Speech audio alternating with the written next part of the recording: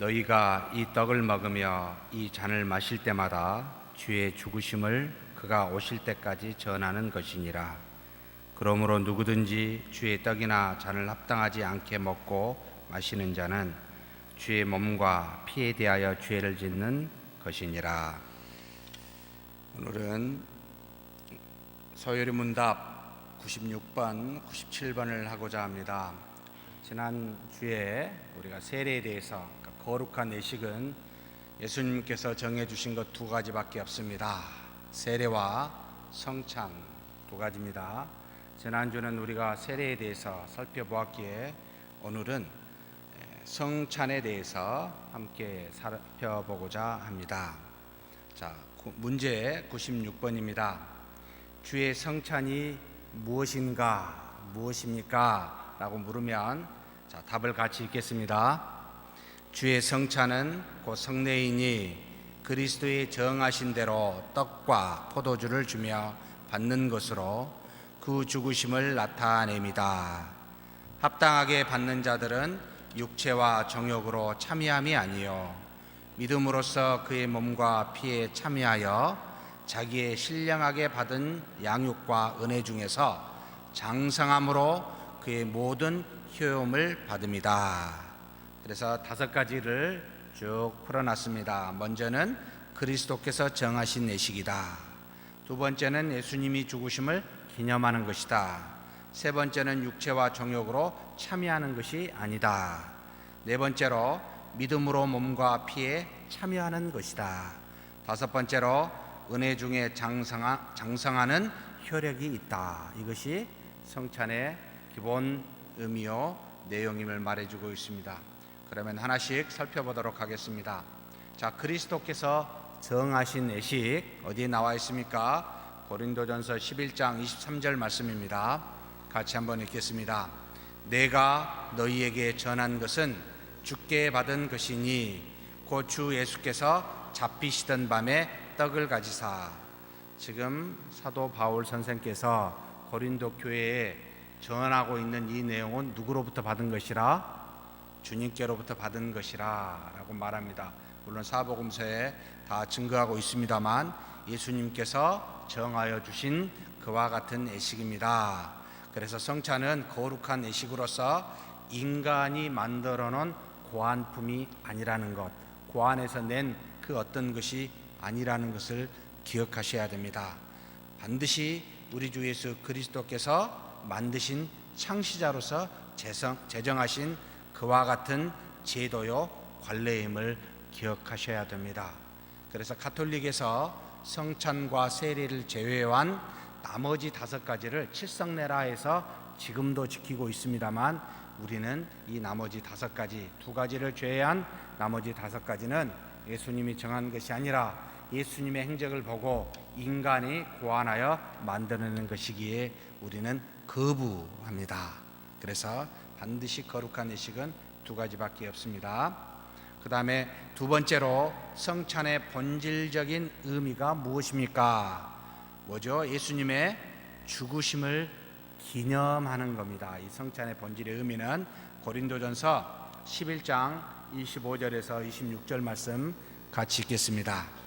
식후에 또한 그와 같이 잔을 가지시고 이르시되 이 잔은 내 피로 세운 새 언약이니 이것을 향하여 마실 때마다 나를 기념하라 하셨으니 너희가 이 떡을 먹으며 이 잔을 마실 때마다 주의 죽으심을 그가 오실 때까지 전하는 것이니라. 두 가지입니다. 뭘 기념해요? 잔과 떡을 먹고 마실 때마다 주님의 죽으심을 기념하는 겁니다. 그분이 십자가에 못 박혀 죽으신 그분의 몸과 피를 상징하고 그것을 그 죽으심으로 말미암은 속량을 믿습니다. 이것을 기억하고 기념하는 것이 성찬식이라는 겁니다. 자, 그러면 실제로 몸과 피로 화하는 것이 아닙니다. 가톨릭은 실제로 먹으면 우리 안에서 몸과 피로 화해진다 해서 화채설이라고 성찬식을 그렇게 생각하고 있습니다만 우리는 두 가지입니다. 기념하는 기념설 또는 먹고 마실 때 성령이 우리 안에 임하여 믿음을 공고하게 함으로 성령 임재설, 이 두 가지를 우리는 현재 받아들이고 있습니다. 그래서 고린도전서 11장 24, 25절을 다시 읽으면 같이 읽겠습니다. 축사하시고 떼어 이르시되 이것은 너희를 위하는 내 몸이니 이것을 향하여 나를 기념하라 하시고 19회 또한 그와 같이 잔을 가지시고 이르시되 이 잔은 내 피로 세운 새 언약이니 이것을 향하여 마실 때마다 나를 기념하라 하셨으니, 기념입니다. 그분의 2000년 전에 십자가에 못 박혀 죽으셨던 단번에 이루신 속량을 기억하고 믿음으로 받아들여 기념하고 있는 것이 성찬식입니다.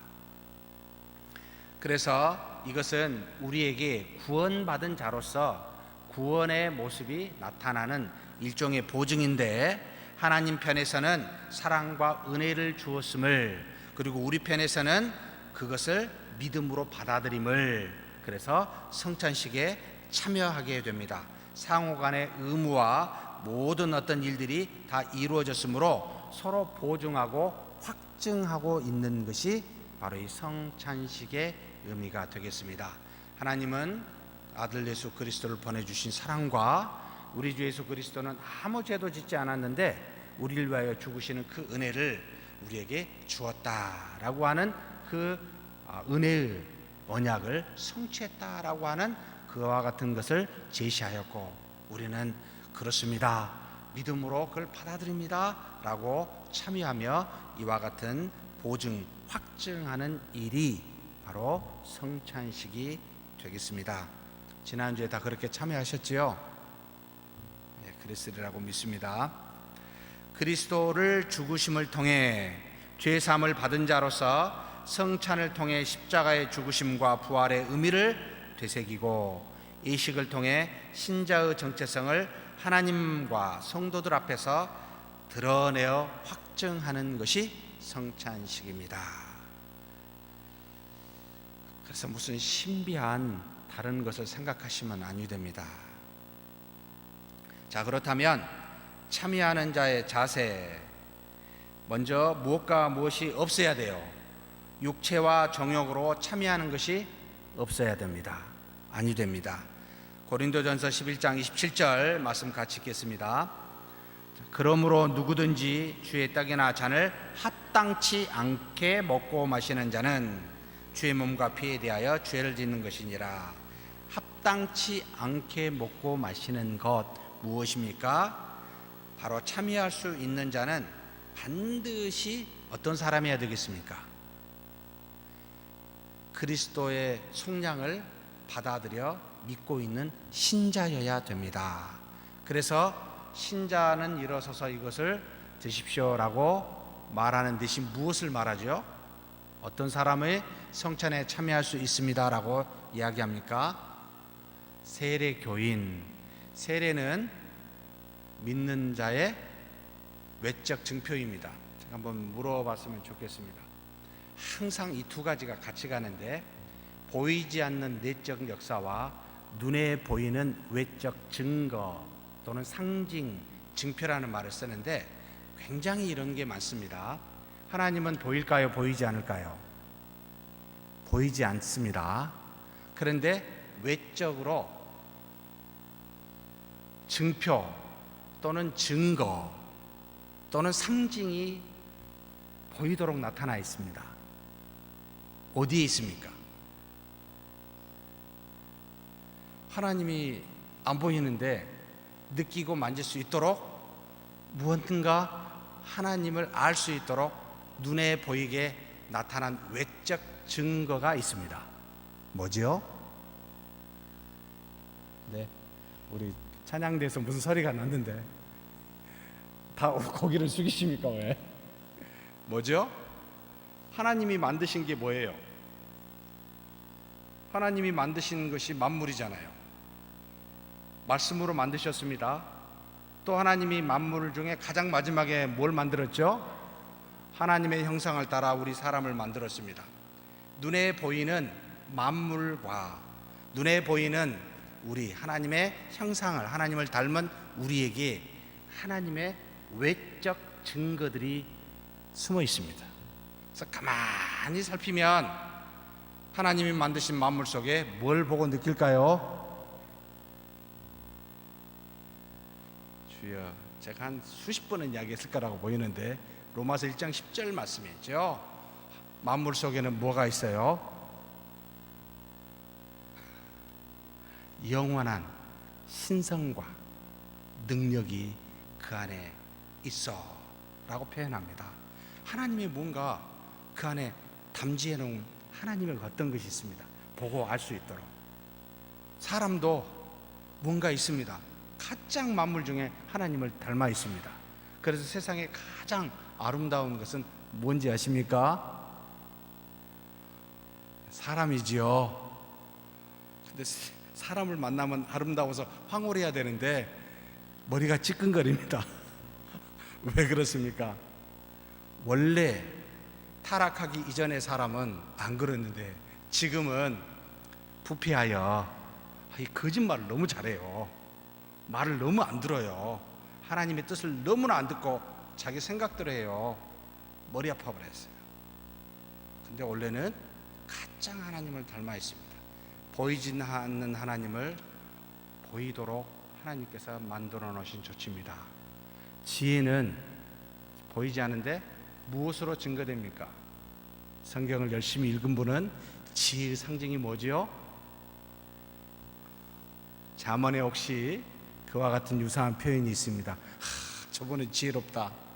어디 여기 싹 보니까 아무도 안 계시네요. 여기 비슷한 분 한 분 계시네요. 우리 권사님. 머리가 하야면 여기 앉아 계시네요. 백발이 지혜의 상징이라는 표현을 썼습니다.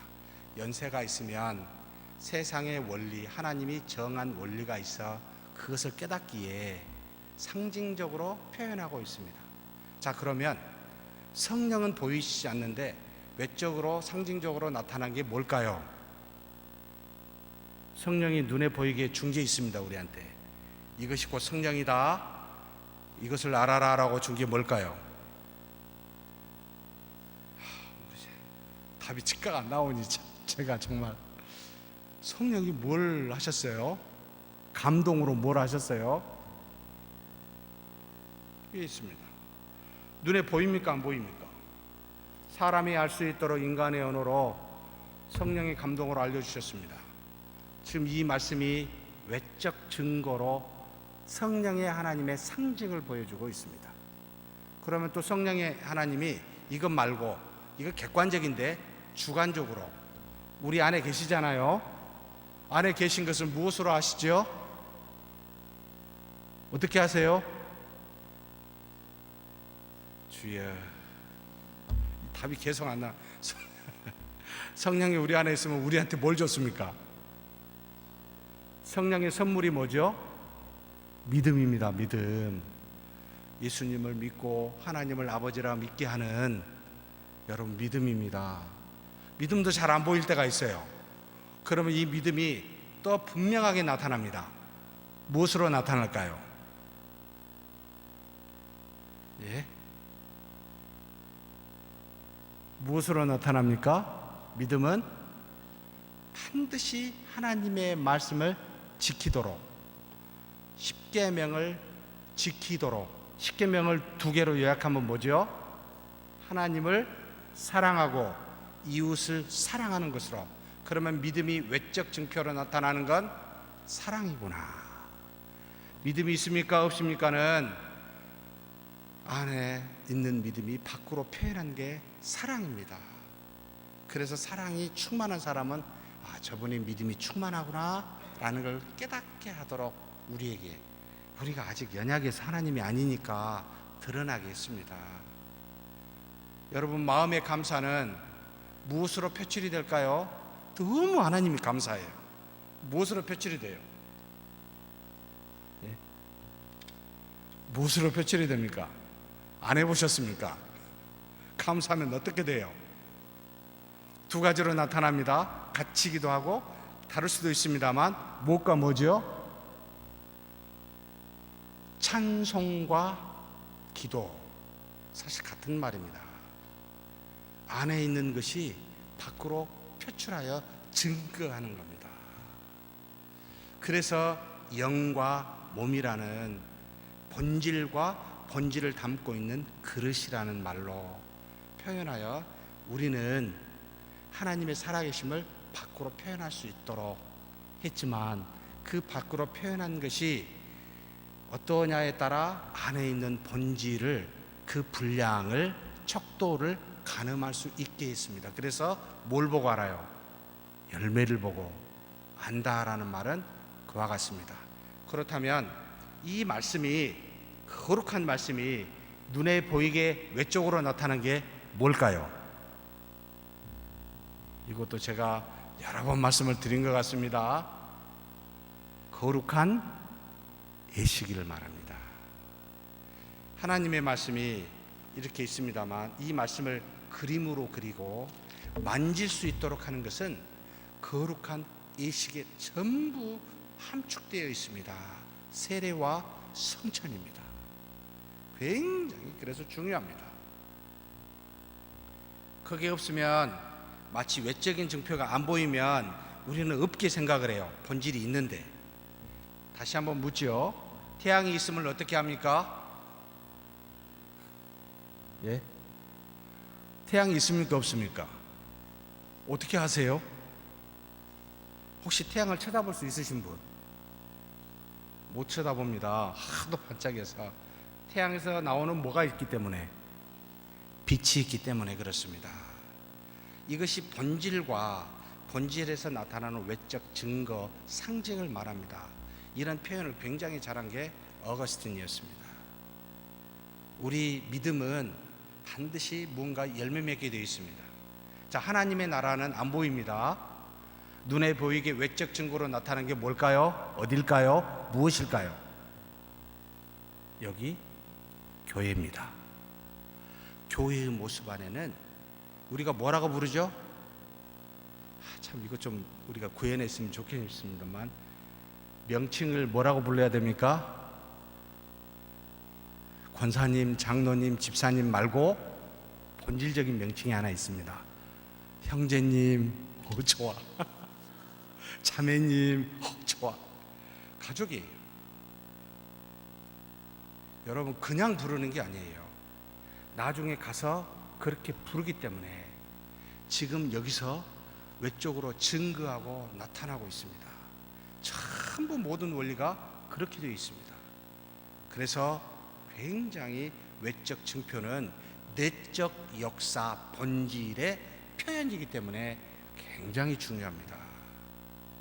그래서 성례가 중요하다, 그와 같은 의미를 가지고 있다라고 생각하시면 정확하게 맞습니다.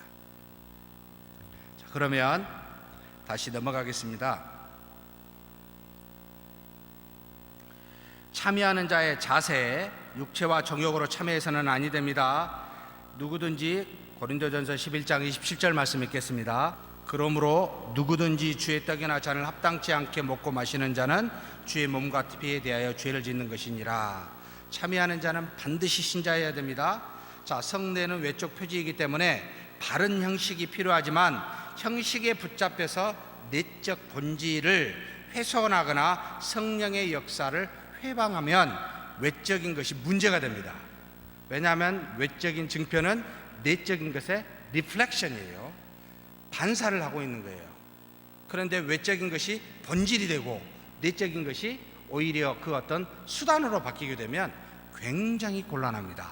이것을 우리는 예식주의나 형식주의라는 말을 쓰고 있습니다. 그렇게 돼서는 훼손이 되어버립니다. 그래서 그 의미를 알고 늘 시행을 해야 됩니다. 그러므로 집례자는 어떤 사람이어야 되겠습니까? 이런 의미를 정확하게 알고 집행을 해야 되기 때문에 반드시 그 직무에 합당하게 부르심을 받고 취임한 그리스도의 사역자들에 의해서 집행되게 되어 있습니다. 아무나 이 일을 집행할 수 있도록 허락하고 있지 않습니다. 이것은 사도시대 이후부터 지금까지 진행해온 모습입니다. 그래서 무교회주의자들이 성도 중에 믿음이 좋은 사람을 택하여 할 수 있다라고 할 때는 심각한 문제가 일어납니다. 왜요? 본질적인 내용을 모르고 행할 때는 한꺼번에 마치 봉사가 다른 봉사를 이끌듯이 함께 망하는 일이 이루어지기 때문에 그렇습니다.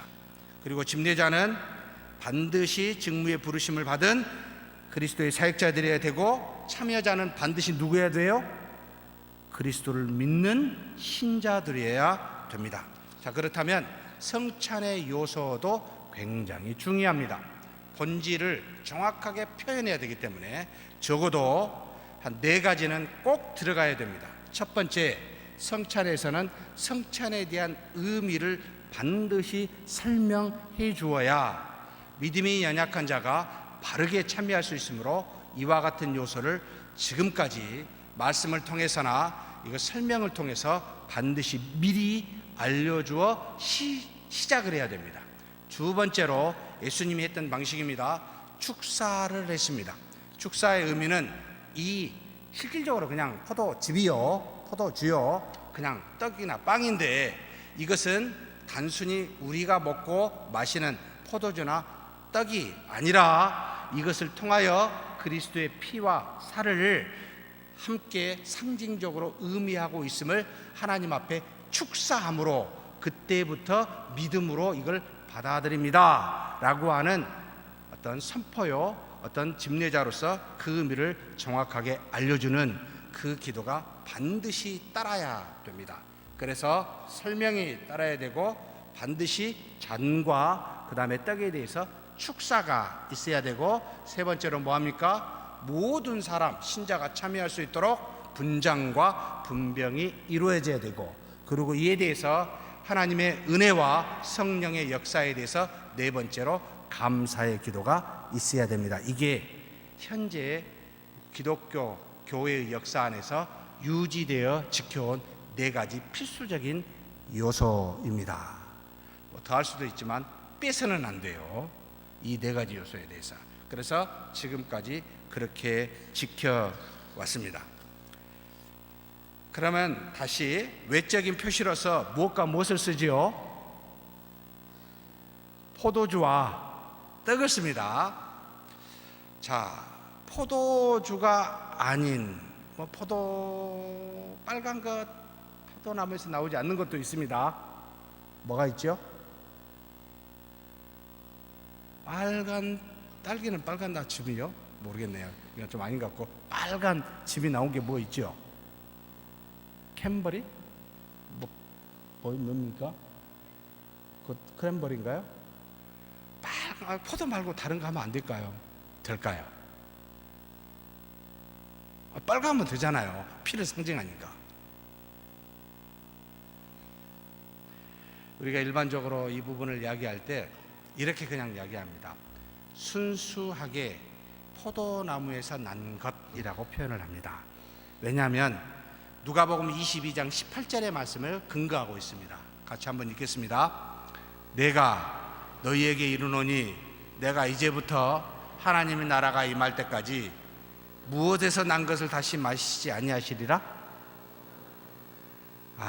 포도나무에서 난 것을 이것 때문에 안 마셨구나. 그러면 크란버리, 캔버리입니까? 뭡니까? 빨갛게 나오는 거, 이것을 말하고 계시지 않구나. 그래서 일단은 포도나무에서 난 것. 아니, 예수님의 피를 상징하니까 그냥 빨가면 되지 않냐라고 할 때, 아니요, 성경에 예수님이 포도나무라고 끝까지 안 드시겠다고, 재림하여 우리를 하나님의 나라로 부르실 때까지 안 드시겠다고 한 그 포도나무, 그래서 포도나무에 나온 순수한 것. 그럼 포도즙이어야 됩니까? 포도주여야 됩니까? 예? 이건 나라마다 다릅니다. 혹시 포르트라고 아십니까? 포르트는 20도가 넘는, 영국에서는 보통 굉장히 비싼 포도주인데 이걸 쓰는데 굉장히 독해요. 먹자마자 여기서부터 이렇게 싹 크게 닿을 정도로. 이것은 어떻게 하는 게 좋을까요? 맡겨놨습니다. 크게 중요하지 않습니다. 포도나무에서 난 가급적 순수한 것이라고 말하면 일부러 알코올을 타서 열 필요가 있거나 발효를 시켜서 할 필요는 없겠지요. 그래서 가급적 포도에서 저장해서 순수하게 나온 것이 좋다라고 사료됩니다. 그 다음에 떡은요, 카스테라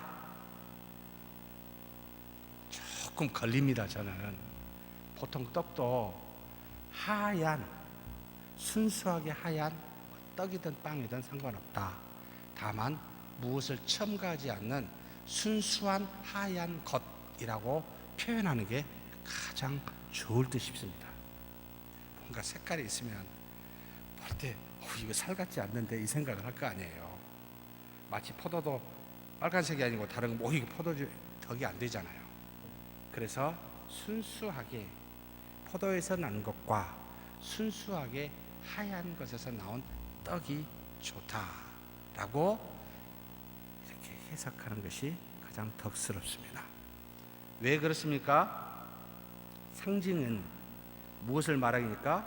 본질을 표현하니까. 지나치게 상징에다가 뭘 의미를 두면 본질이 훼손되니까 상징은 덕스럽게 해라. 이걸 어디에서 결정하게 했을까요? 누가 결정합니까? 다수결에 의해서. 그러니까 교회의 모든 일, 이것 외에 언제 합니까? 어디서 합니까? 성찬식은 예배 순서에 어디에다 여야 됩니까? 시간은 얼마나 해야 됩니까? 빵을 해야 되나요? 떡을 해야 되나요? 혹시 떡 가지고 돌려서 떼서 먹는 성찬식 참여해 본 적 있습니까? 우리는 자릅니다. 혹시 커다란 잔을 가지고 돌리면서 성찬식을 해본 적 있습니까? 우리는 조그만 잔에 개개인이 먹습니다. 무엇이 더 좋을까요? 또 우리 신자들이 다 참여해야 됩니까? 아니면은 일부 그냥 온 사람만 참여해도 되게 늦게 온 사람은 하지 맙시다 라고 해도 될까요? 또는 1년에 성찬식은 몇 번 할까요? 이런 기타의 세부적인 사항에 대해서는 어디에서 결정하라? 이게 좀 훈련이 우리 성도님들이 많이 안 된 듯 싶어요. 하도 민주주의가 발달해가지고 다 다수결이라고 이야기하는데, 정확하게 여러분들이 성령과 믿음이 충만한 자를 투표로 세운 누구? 당회원들에 의해서 결의하게 되어 있습니다. 거기에서 여러분 세례, 입교의 시간이, 날짜라든지 나이라든지 모든 세부적인 영적인 부분들은 성경을 알고 믿음의 전통을 알고 신앙의 수준이 있는 장로회, 당회에서 결정하십시오라고 되어 있습니다. 이게 전통입니다. 그래서 너무 다수결 좋아하지 마십시오. 별로 안 좋습니다.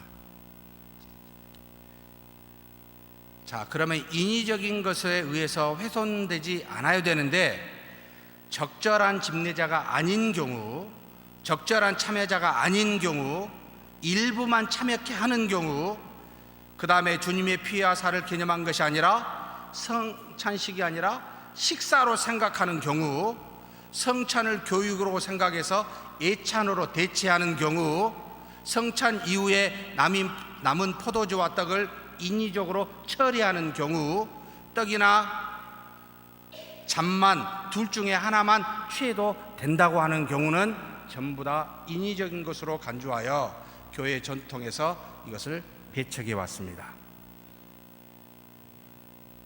여러분, 성찬식의 카톨릭에서 한때 성직자만 포도주를 먹을 수 있고 성도들은 포도주면 안 돼, 아직 거룩한 자가 아니야, 너희들은 떡만 먹어 라고 한 적이 있었습니다. 심각하게 잘못되어 있습니다. 성경에 어떻게 되어 있습니까?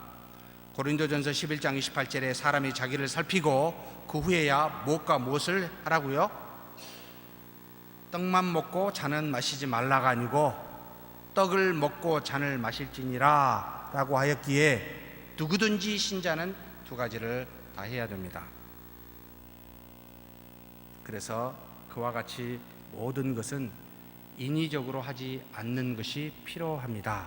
특별히 성찬을 준비할 때 이 떡과 잔에 대해서 저한테 이제 우리 권사님들이 물어오신 적이 있습니다. 어떻게 하면 좋겠습니까? 기도로 시작을 해서 준비하십시오. 그러나 아마 잘못 전달이 된지는 모르겠습니다만 여러분들이 준비하는 떡과 남는 게 있잖아요. 포도주도 남는 게 있습니다. 성찬식을 할 때 축사하기 이전의 것은 우리 성도님들이 알아서 처리해도 상관이 없습니다. 단순히 포도주요, 단순히 떡에 불과하기 때문입니다. 그러나 준비하는 자는 기도로 준비하는 것이 맞습니다. 그러나 축사한 이후에 떡과 잔은 교회의 전통에서 그것을 함부로 처리하지 않아야 됩니다. 그래서 두 가지 방법밖에 사용하지 않았습니다. 남는 것은 땅에 묻든지 아니면 성직자들이 알아서 처리한다든지. 그래서 성직자들이 알아서 처리할 때는 그날이 취하는 날이라고 그런 과거의 전통이 있었습니다. 왜냐하면 축사하여 기념하는 그와 같은 것이기에 그런 말들이 이제 남는 것은 함부로 대할 수가 없다라고. 왜냐하면 그 떡과 잔 자체가 하나님께 우리가 믿음으로 상징으로 드리는 것이라고, 받는 것이라고 믿고 있기 때문에 그 믿음을 존중하는 자세가 그 안에 숨어 있었기 때문에 반드시 절차에 따라서 처리하십시오라고 지금까지 교회 전통에 내려왔습니다. 우리 권사님들이 그걸 아시고 다음부터는 준비하실 때 기도로 시작하시고 준비한 남은 것은 우리 권사님들이 알아서 처리하시되 축사하여 성찬식이 끝난 이후의 것은 반드시 저한테나 우리 목사님들한테 가져다 주시면 묻든지 그것을 처리하든지 어떻게 할 겁니다. 그래서 꼭 그렇게 시행해 주시면 감사하겠습니다. 자, 그 다음에 이해가 좀 되시나요? 굉장히 그냥 세밀하게, 사실 여기에 나와 있지 않습니다만 세밀하게 아는 것이 좋을 듯 싶어서 이야기합니다. 자, 믿음으로 네 번째, 몸과 피에 참여하는 경우. 고린도전서 11장 28, 29절입니다. 우리가 몸과 피에 성찬식에 참여할 때 단서가 뭐죠? 반드시 앞에 무엇으로 참여? 믿음으로요. 이게 핵심입니다. 자, 그러면 같이 읽겠습니다. 사람이 자기를 살피고 그 후에야 이 떡을 먹고 이 잔을 마실지니 주의 몸을 분별하지 못하고 먹고 마시는 자는 자기의 죄를 먹고 마시는 것이니라. 떡과 포도주를 받고 그것들을 먹는 행위는 신자들이 아버지께서 주신 바 그렇게 주어진 예수 그리스도를 받아 믿음으로 그를 영접하여 드린다는 것을 의미합니다. 그래서 믿음으로 받는 겁니다. 믿음으로 예수 그리스도께서 2000년 전에 십자가에 함께 죽으신 것에 대해서 참여함을 말합니다. 몸은 죽이고 성령으로 영을 살린다라는 그와 같은 예수님의 죽으시고 살아나심에 동참한다라고 하여 믿음으로 참여합니다. 시간과 공간을 뛰어넘어서. 그래서 우리 안에는 지금 누가 살아계셔요? 우리가 산 것이 아니고 우리 안에 누가 살아계십니까?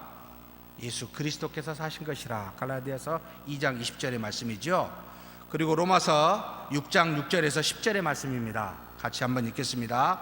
우리가 알거니와 우리의 옛사람이 예수와 함께 십자가에 못 박힌 것은 죄의 몸이 죽어 다시는 우리가 죄에게 종노릇하지 아니하려 함이니 이는 죽은 자가 죄에서 벗어나 의롭다 하심을 얻었음이라. 만일 우리가 그리스도와 함께 죽었으면 또한 그와 함께 살 줄을 믿노니 이는 그리스도께서 죽은 자 가운데서 살아나셨음에 다시 죽지 아니하시고 사망이 다시 그를 주장하지 못할 줄을 알미로라. 그가 죽으심은 죄에 대하여 단번에 죽으시며 그가 살아계심은 하나님께 대하여 살아계심이니. 이와 같은 주님의 사역에 뭐요? 성찬식을 하면서 믿음으로 동참하는 겁니다. 그래서 말씀이 구현이 된다, 눈으로 거룩한 예식을 통해 구체적으로 실현된다라고 표현한 이유는 똑같이 그리스도와 같이 함께 참여함을 상징적으로 나타내고 있기 때문에 그렇습니다. 많이 하면 좋을까요? 안 좋을까요? 성찬식 많이 할수록 좋습니다. 우리는 1년에 공식적으로 현재 부활절하고 지금 추수감사절 때 2번 하지요. 새해 했나요? 안 했었죠. 너무 안 하는 겁니다. 그래서 내년에는 사회로 늘리려고 합니다. 분기에 1번 정도 그렇게 하다가 우리 성도님들이 너무 좋다 하면 2달에 1번으로, 또 좋아하면 1달에 1번으로, 1달에 1번으로 하면 너무 번거로운 준비하는 게 있어서 덕스럽지 않을 수 있어서 감안해서 분기에 1번이나 2달에 1번까지는 늘리는 것이 좋다. 우리의 믿음의 선조들은 매월 하라고 제시하고 있습니다. 그렇게 한 적도 있습니다. 그리고 지금 그렇게 한 교회도 상당수 있습니다. 다만 우리가 우리 형편을 맞춰서 그렇게 갈 수 있도록 하겠습니다. 5번째, 은혜 중에 장성하는 믿음의 은혜가 장성하게 자라게 하는 은혜가 성찬식 안에 있습니다. 요한복음 6장 55절에서 56절 같이 읽겠습니다. 내 살은 참된 양식이요 내 피는 참된 음료로다. 내 살을 먹고 내 피를 마시는 자는 내 안에 거하고 나도 그의 안에 거하나니. 그걸 참여하면 예수님이 우리 안에 거하고 우리가 예수님 안에 거해서 믿음이 굉장히 단단해지는 은혜가 있습니다. 그래서 성찬식에는 무한한 유익이 있습니다. 안 할 이유가 전혀 없습니다. 계속해서 그와 같은 의식을 해야 됩니다. 믿음이 장성하게 자라기 때문입니다. 자, 그러면 이제 97문은 빨리 하도록 하죠. 자, 주의 성찬을 합당하게 참여하려면 어떻게 해야 됩니까? 답을 같이 읽겠습니다. 주의 성찬에 합당하게 참여하려면 마땅히 주의 몸을 분별할 줄 아는 것과 주님을 양식으로 삼는 믿음과 회개와 사랑과 새로 순종함에 대하여 스스로 살필 것이니 합당치 않게 참여하면 두렵건대 먹고 마시는 것이 정죄함을 자청함이 될 것이다. 이것은 집에 가서 보시고 성경을 찾아서 답을 다셨으면 좋겠습니다. 계속하면은 제 속에서 별로 독스럽지 않겠다라고 이야기하네요. 자, 우리 성찬식을 한번 생각하고 한번 기도했으면 좋겠습니다. 하나님이 보이지 아니하시지만 말씀이 글자로 있지만 눈에 보이게 역사하고 말씀이 눈에 보이게 구현되어지는 것이 성찬입니다. 하나님 주 예수 그리스도께서 피와 살을 우리에게 죽으심으로 줌으로 우리가 구원을 얻었으니 그 일에 동참하여 우리 몸은 그리스도와 함께 죽었고 우리의 영은 그리스도가 살아남으로 성령과 더불어 살아난 것이니 성찬식에 무한한 은혜가 있을 수 있도록 우리 교회에 하나님의 그 예식이 거룩하게 이루어지고 놀라운 은혜들이 항상 있을 수 있도록 해달라고 우리 한번 통성으로 잠깐 기도하겠습니다. 하나님 아버지 감사합니다. 우리 하나님께서 제정하여 주신 이 성찬식 하나님 아버지 날마다 우리가 할 수는 없으나 매월마다 할 수는 없으나 하나님 주어진 시간에 행할 때마다 우리가 하나님 앞에서 아버지 믿음을 가지고 주의 몸과 주의 피에 그 죽으심을 기념하여 동참케 하여 주옵소서. 그래서 우리 몸도 그리스도와 함께 십자가에 죽여 우리의 정욕과 우리의 생각과 뜻이 드러나지 아니하고 오직 다시 살아난 성령을 통하여 그리스도의 부활을 통하여 살아난 우리의 영이 이제는 주인이 되어 우리가 이 땅에서 그리스도와 같이 장성한 분량에 이르는 믿음의 사람이 되도록 성찬식을 통해 은혜 주시고 그런 일들이 구현될 수 있도록 도와주시옵소서. 우리 교회가 말씀이 있고 성례가 있고 하나님 앞에 기도가 있어 하나님이 주신 은혜의 방편들이 온전히 구현될 수 있도록 도와주시되 우리가 이걸 통하여 하나님과 더불어 연합하게 하시고 하나님을 만나게 하시고 우리의 믿음이 장성하여 세상에 나아가 그리스도와 같이 빛과 소금으로 나타나되 하나님을 사랑하고 이웃을 사랑하는 모습으로 증거되게 하여 주시옵소서. 하나님 감사합니다. 하나님께서 우리에게 거룩한 예식 선창식을 허락하여 주시니 감사합니다. 우리가 믿음으로 참여할 때마다 우리의 믿음이 더욱 돈독하게 굳건하게 하여 주시되 우리의 몸은 죽고 우리의 영은 살아나는 놀라운 역사가 성찬식이 있을 때마다 하나님 그와 같은 은혜를 부어 주시옵소서. 성령이 우리 안에서 역사하여 주사 우리 교회가 온전히 거룩한 예식이 집행될 수 있도록 도와주시되, 할 수만 있다면 하나님 앞에서 여러 차례 진행될 수 있도록 주님께서 주신 지혜와 질서를 따라 집행될 수 있도록 도와주시옵소서. 인도하심을 믿사옵고 우리 주님 예수님의 이름으로 기도하옵나이다. 아멘.